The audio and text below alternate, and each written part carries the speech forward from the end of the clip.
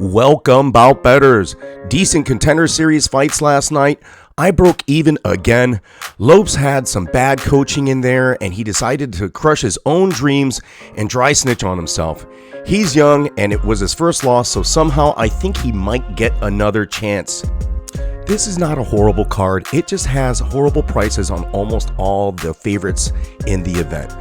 Most of these lines should be set at a pick'em price tag, so the price for entry for these favorites just isn't worth it. And the only favorite who seems to be justifiably a minus 500 is Jack Shore. But minus 500, seriously? Minus 500? I mean, it's justified because he is that good against his opponent, but really, that's just ridiculous. Well, here's where we all get manipulated and pathed into betting totals and round props. That's because the money line and the parlays are going to be a little sketchy. I anticipate another night of finishes, so I haven't seen all the odds yet from Rivers, the bookmaker, so I can't speak to any positions yet. But one fight I am interested in is this bout between Alex Morono and David Zawada. Shit, I could use those lines as I was having a hard time figuring this one out. Morono's the minus 150 favorite with Zawada being a plus 120 dog. My case in point here about being a pick'em bout, Morono may have some recency bias in the way with the matchmakers and that he in that beating of Cowboy Cerrone.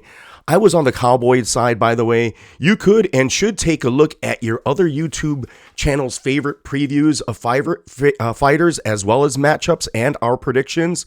Look back at my Brunson versus Holland position, for example. It could help to get good reads on different fighters.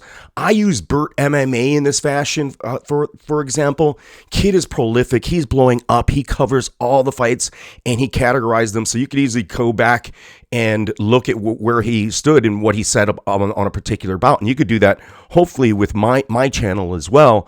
He was on the Cerrone side on that bout between Alex Morono and Donald Cerrone. And I was as well, and I got hurt by that. It really, really sucked. Go check out Bert Mma's Zawada versus EMEEVE pre-fight prediction. I'll leave a link in the description. I believe I had that bout not to go the distance and EMEEVE doing the finishing. I did not pick that bout correctly as it did go to a decision, a split decision at that. I think I also had EMEEVE in some parlays, which paid me, but it was an interesting bout. I really thought that it would be a finish. In that bout, Zawada was able to get off 190 strikes while stuffing 5 takedowns and being controlled for 4.5 minutes. That's pretty much what cost him the fight. Zawada has got some powerful and skillful hands, but struggles when his hands and power are stifled by his opponents controlling him on the ground. Zawada loves to clinch, and his best skill might be what allows Morono to take this to the ground. The guy is a Brazilian Jiu-Jitsu brown belt or black belt, and yet never attempts to change levels or implement any form of grappling game.